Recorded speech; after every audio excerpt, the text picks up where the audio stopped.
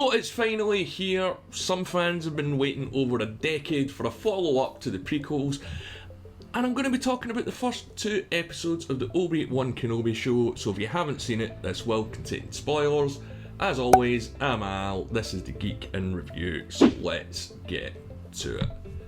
So let's get it out the way. I meant to do a video about the leaks yesterday, but I was having some problems with my computer, so I didn't get a chance to get that video out on time. But man, these first 2 episodes confirm most of the leaks, and I'm going to be making a follow-up video about what might happen according to these leaks in the rest of the season. So if you haven't done it already, please subscribe to the channel so you make sure that you don't miss it. So yeah, it's been a minute since we've seen Obi Wan Kenobi, and at least the Ewan McGregor version.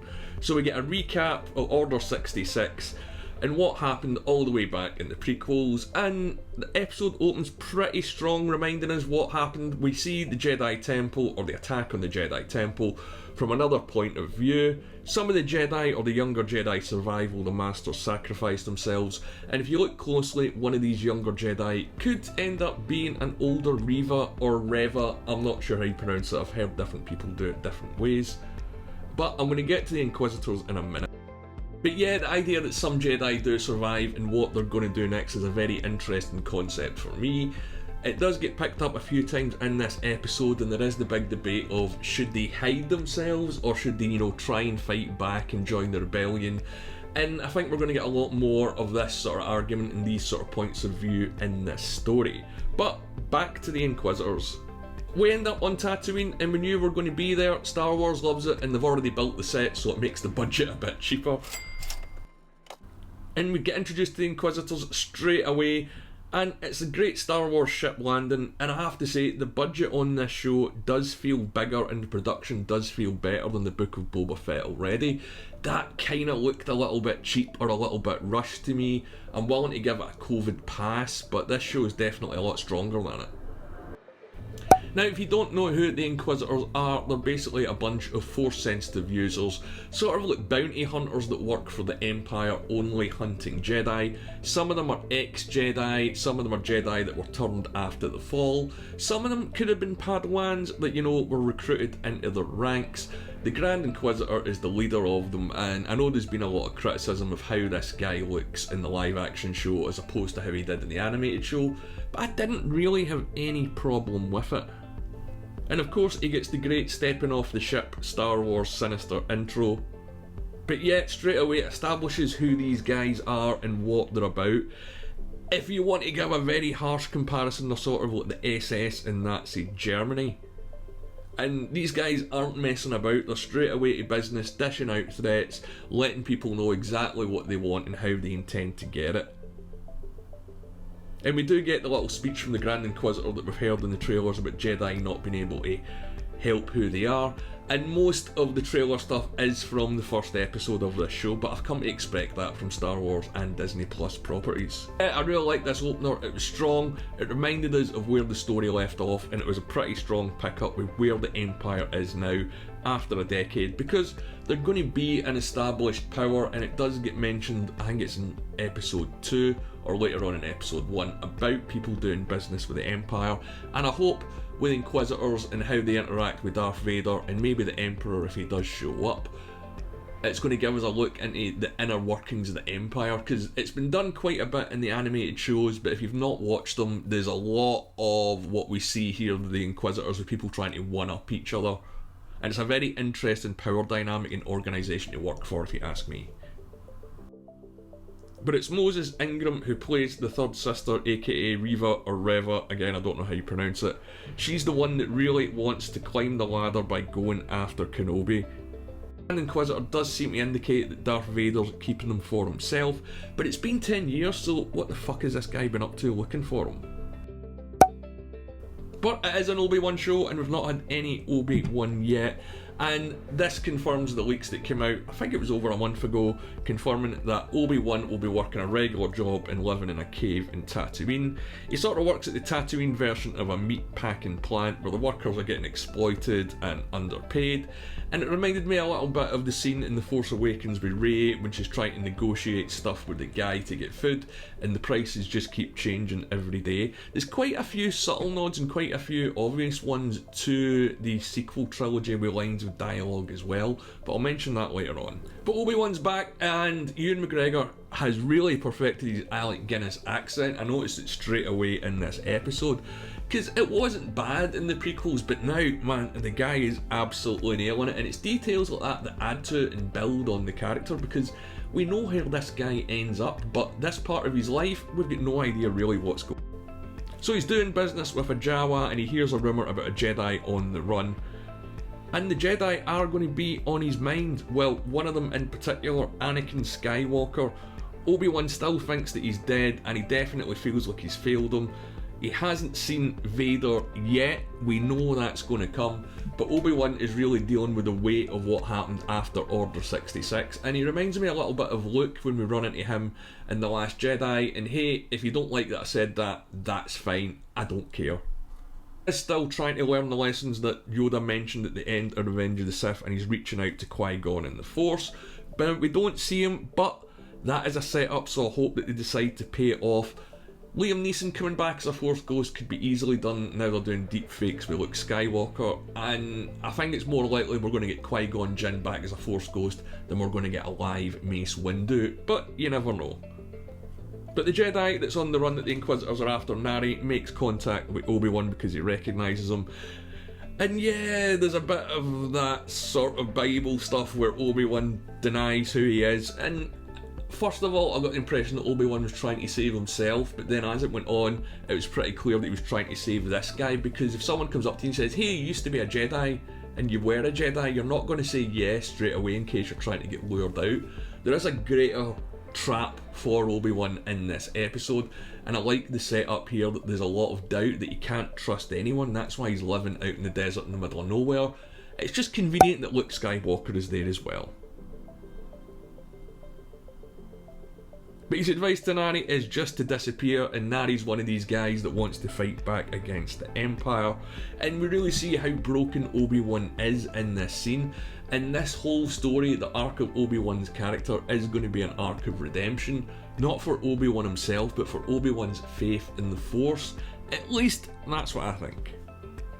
One person that old Ben isn't hiding from is Owen Lars, and we see the scenes from the trailer where they talk to each other about his intentions toward Luke Skywalker, and Owen quite rightly doesn't want Luke trained as a Jedi after Obi-Wan fucked up with his dad, and everything that Owen said is perfectly valid. He's not wrong here, and I like the tension between these two characters. I just wish it had played out a little bit longer, because once the adventure starts rolling, you know, he's going to have to go backwards to meet Owen, not forwards. But we know it ends up in Tatooine anyway, so I suppose it doesn't really make a difference.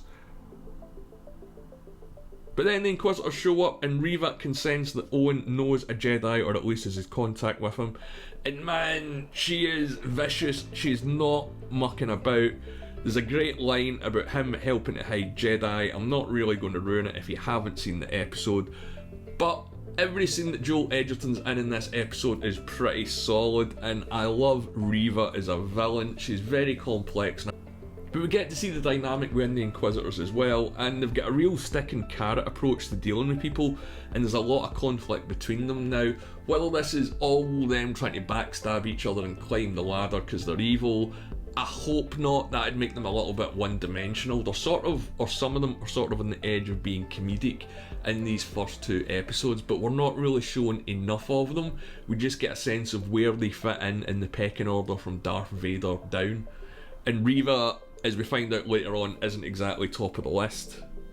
But while all this Luke stuff is going on, one thing that they didn't drop in the trailer was Leia, and yep, again this was all part of the leaks that Leia and her story was going to be pretty much the main arc for Obi-Wan and the thing that was going to lure him out of hiding.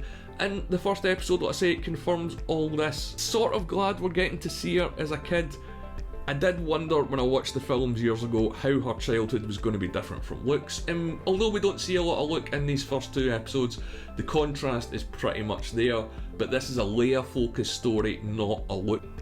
Now, bringing kids into Star Wars, or younger versions of characters, is a little weird, especially when Kathleen Kennedy said last week that they weren't going to do that again, but they're doing it with children, not adults, so I'll let her away with that.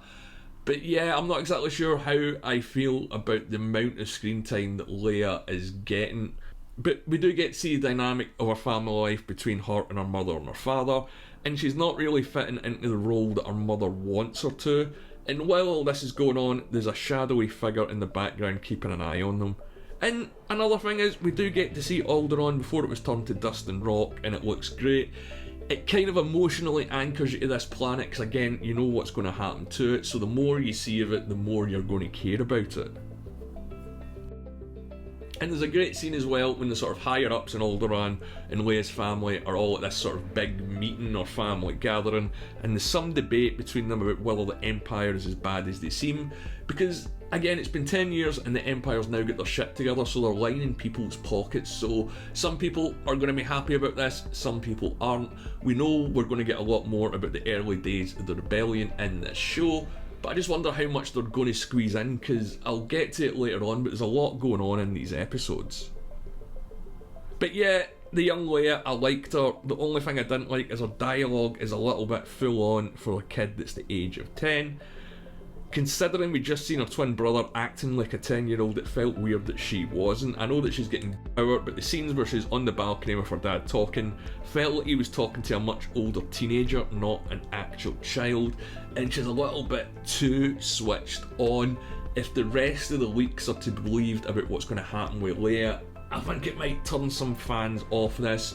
But she does have a cute droid, so you can probably buy that toy from next week. Pre-order on Amazon now. So yeah, the arc that's going to draw Obi-Wan out of hiding is Leia gets kidnapped, and again, confirmed for the leaks that have been out there if you want to have a look. I wasn't sure what was going on here, if this was the Empire, but then they didn't know who it was, and with all that weird interaction with her cousin, I thought it might be someone from the other side of the family trying to do like a Game of Thrones power move. I think it would have been interesting if they had gone down that line. The reveal is a little bit more basic. I don't want to talk about it now, I'll get to that in a second. And who does your man Bail Organa contact for help? Obi-Wan, of course. And again, we get to see how broken this guy is. He doesn't want to leave Tatooine, and you can see that he really doubts if he's up to the task. And this is a pretty grim opening when you think about it, getting reintroduced to this character. Obi-Wan feels trapped by himself, and the walls are pretty much closing in. Neri the Jedi is killed and publicly displayed, so maybe it might be the right time to get off Tatooine after all. And yeah, it is, because Bail Organa shows up, guilt trips him to recruit him, and gives a nod to Kylo Ren a little bit with letting go and changing the past, and I thought, you know, that's quite clever, but again, not all the fans are going to like this.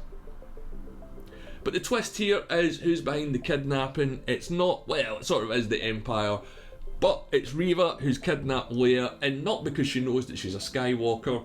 She's looked into sort of everyone that was around Obi-Wan in the Clone Wars, and must have come to the conclusion that Bail Organa is either the closest, or at least the closest person that's still alive. We might get Commander Cody, you don't know. So she's the one that's orchestrated all this to lure Obi-Wan out of hiding, so they're all playing exactly into her hands. And that's pretty much where part 1 leaves off. And he catches a space bus in pursuit of Leia, and I love the planet Daiyu. We see some of the down and out clone troopers, or at least one of them, and yeah, I like this. I like that we're getting these, not legacy characters, but they're sort of extending these characters' storylines, because the clone troopers in the live action films were nothing compared to the clone troopers that we got in the animated show. They made these characters deep and layered, and even though that they're all clones, they all had great aspects and stories going on. And of course he's played by the Fett man himself, Tamara Morrison, because he was the basis for all the clones. So yeah, it does make me think that we might get Commander Cody or another clone back later on in the season. But what I thought was great about this scene was the great contrast of him begging for money, and then a couple of seconds later his replacements, the stormtroopers, just walking by. And what this tells us about the Empire, if you haven't seen the animated shows, is they treat people with disposable resources. And whether we're going to get more of that in the show, I don't know. There is also lines here when Obi-Wan arrives on this planet looking for Leia with a sort of child trafficking subplot, and I like that. People might say it's a little bit too adult for Star Wars, but I would say Star Wars has been around for 40 years, so deal with it. And on this planet is where we get introduced to Kumail Nanjiani's character. Now, this guy was tipped to be a Jedi, and he sort of is. But he's not in hiding as much as Obi-Wan is. In fact, he's out in the open using his abilities. And I wasn't really sure where this was going. I thought, I don't know, like, are we going to have a comedy Jedi here? But the sort of twist is that he's just a con man that's impersonating a Jedi using magnets to move things so it looks like he's using the Force.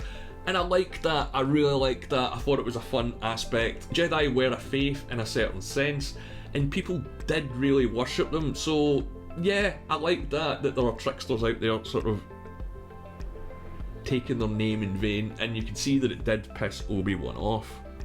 And I like how Obi-Wan came across when he worked all this out, but he manages to locate Leia and rescue her. Now, initially you think, God, this guy's fucked because he's not using the lightsaber, he's just going hand to hand with these guys. And while he sort of does come up on top victorious for the first fight, they've got him in the second one, they've just got him literally in a corner against the wall.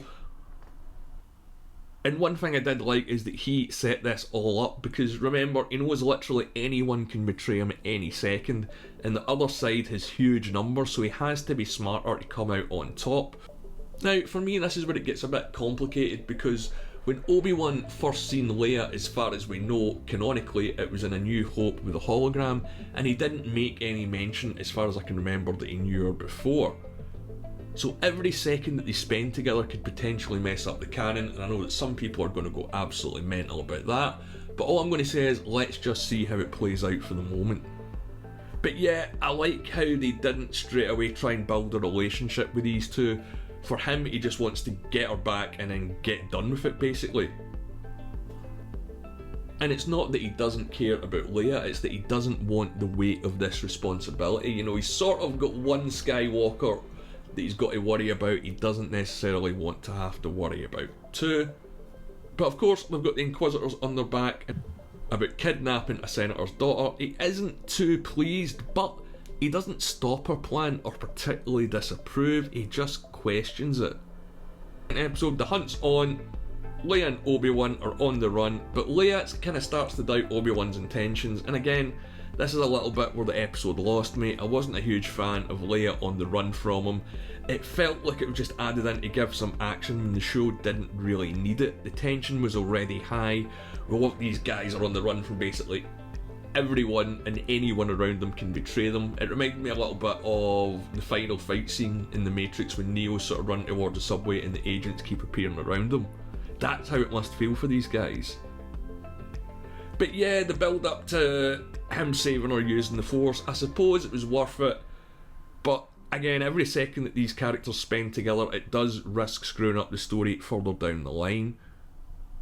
And he does talk to her about her mother as well, although obviously he doesn't say it's her mother. And yeah, I don't really know how I feel about that. What do you guys think? Let me know in the comments below. But anyway, Haja, or Kuiil-Namjani, saves them and tries to sacrifice himself by still keeping up the Jedi ruse, but Reva, or Reva, however you say it, sees straight through it. And yeah, at this point I'm not sure how much I liked his character. Idea of a Jedi sort of con artist, but just because you're using a comedy actor doesn't mean that they need to try and be funny. Bill Burr is one of the best things in The Mandalorian, and he is a stand-up comedian. It's exactly the same as Kuiil-Namjani, and it would have been better, or at least I would have preferred it, if Kuiil-Namjani had played this guy straight rather than doing the comedic elements. But again, let me know what you think in the comments below. So, once she's caught up, she doesn't actually want to kill Obi-Wan, she wants him as a prize for Vader. And this is the big scene, the one that we knew we were going to build to, where he finds out that Anakin Skywalker is still alive. And this is a huge reveal because she uses both names, Darth Vader and Anakin Skywalker. This does raise a few questions about what's been going on in the last 10 years. I'm going to talk about that in another video, so subscribe to make sure that you don't miss it. Also, one of the things I didn't really like about this episode is when the Grand Inquisitor shows up, he just sort of pushes the scene along a little bit, and that's exactly what happens here. He tries to step in and take the glory away from her, and right up to this point, he's just taking credit for everything that she's done. And she knows it, and she cuts the guy down. Now, a lot of people are going to have a huge issue with this, because from the trailers he was set up to be the big bad guy, Well, not the main big bad guy, that's going to be Darth Vader, but it now seems that it's going to be Reva that's going to be our main antagonist until we meet Vader. But also, isn't the Grand Inquisitor alive in Star Wars Rebels that's set after this show? So, is he going to be back? He's probably going to be more likely than Mace Windu, but yeah, as I mentioned, the whole thing about the canon here, is it getting messed up? I don't know. I know a little bit about Star Wars canon, but not enough to say this is going 100% off the course. Loved these two episodes, and the second episode ends on Vader in the tank. We don't see him in the suit, we just get a little glimpse of his face, and Obi-Wan sensing Anakin in the Force. And yeah, I don't think we're going to get the fight next episode. We might. Apparently there's going to be 2 fights between Obi-Wan and Anakin in this show, and I'm really looking forward to seeing these characters face off, because my god, the tension is going to be absolutely electric. Now, I'm going to be honest, I think this is probably the best Star Wars show that they've made so far, even though it's only the first 2 episodes. It's certainly a lot better than the Book of Boba Fett. Everything about the production was great. There's a nostalgia trick with Ewan McGregor coming back as Obi-Wan, and we're getting to see the continuation of a story that, although has been continued in other formats, we've never seen on the live action.